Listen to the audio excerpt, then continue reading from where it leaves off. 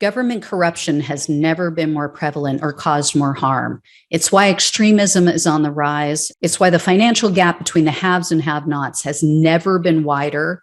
And it's why our planet is at risk of an extinction level tragedy. That's why I need your help to keep exposing the truth about the rot on both sides of the aisle. Become a supporter or a friend of the show today by clicking on the coffee link in the description box below. Friends of the show join me on a Zoom hangout once a month, and you guys can ask me any questions you want, and I can get to know you better. But the most important reason to help is to keep the show alive. Together, we can and will save our country and our planet. Thanks in advance and enjoy the show. In regard to consequences for Russian oligarchs, the Justice Department just got a federal judge to sign off on seizure of 2 assets that belong to the Russian billionaire Roman Abramovich. I've mentioned him before. He was trying to help broker some sort of deal, but apparently he's kind of gone rogue and he's done some stuff that the government doesn't agree with. So they're trying to seize his jets. One of them is called a Dreamliner, and it's said to be completely customized and valued at $350 million.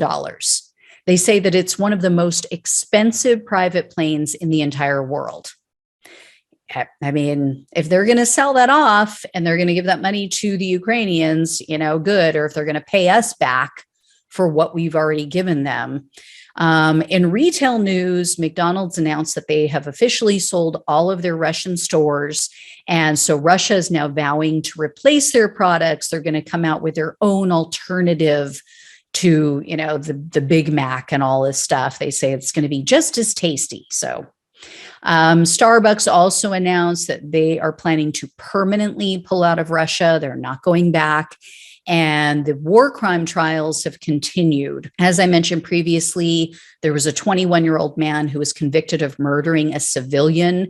He claimed that he was ordered by his commanders. And so he shot this man while he was doing nothing. He was just walking along the side of the road with his bike. And so he was sentenced to life in prison. And during the trial, he begged the man's widow for forgiveness. And she said she doesn't forgive him, and she wants him to spend the rest of his life in prison, but she would be open to the idea of Ukraine trading him for Ukrainian prisoners if that's what they wanted to do. In addition, there's 2 more Russian soldiers that have now been convicted of war crimes, and the first rape trial has now commenced. And now the alleged rapist in that case is not in custody. However, the Ukrainian officials say that they're going to continue to seek justice for the victims of these horrific crimes. And there are thousands of victims of rape that have been reported. And some of them are little girls. These vile piece of shit cowards, monsters are raping little girls in the country.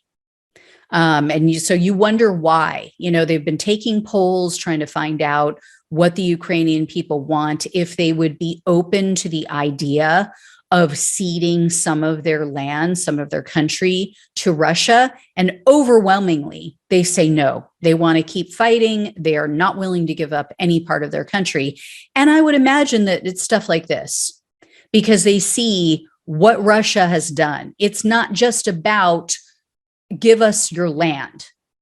They didn't come in and politely ask for it. They murdered people. They tortured people. They destroyed the country. They raped women and children. And now we're going to hand you our land. I can imagine that these people are like, fuck off. No, not going to happen. We're going to take as many of you with us. That's how I would feel. So for all of my progressives, my fellow progressives who say, oh, well, we've just got to get to a resolution. And make them see the light that they have to give up some of their country. No, you can't have it both ways. You can't say we should do whatever the Ukrainian people want to do. But then on the other hand, say, we should only do what the Ukrainian people want to do if it's ending the war and giving Russia some of their land. The US then needs to make a decision as to how far down the rabbit hole we're willing to follow them, how much more we're willing to do to help them. And if there is a red line that we will not cross, a certain dollar amount, a certain amount of assistance, but it's their country. So in other news, there was a French journalist that was killed while riding with an aid and extraction convoy. So they were trying to get civilians out. It was filled with civilians and they were bombed by the Russians. And so unfortunately, one of the people in that convoy was a French journalist.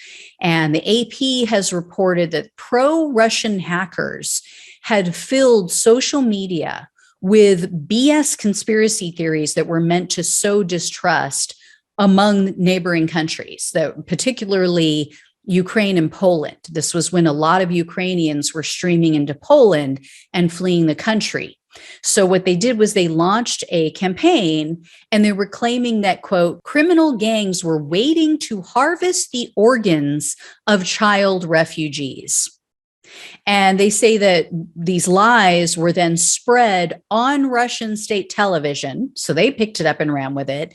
And then, of course, American right-wing conspiracy theorists also picked it up and ran with it. Anyway, guys, when I hear more, I'll let you know. Thanks so much for watching and listening. Take care. I'll talk with you soon.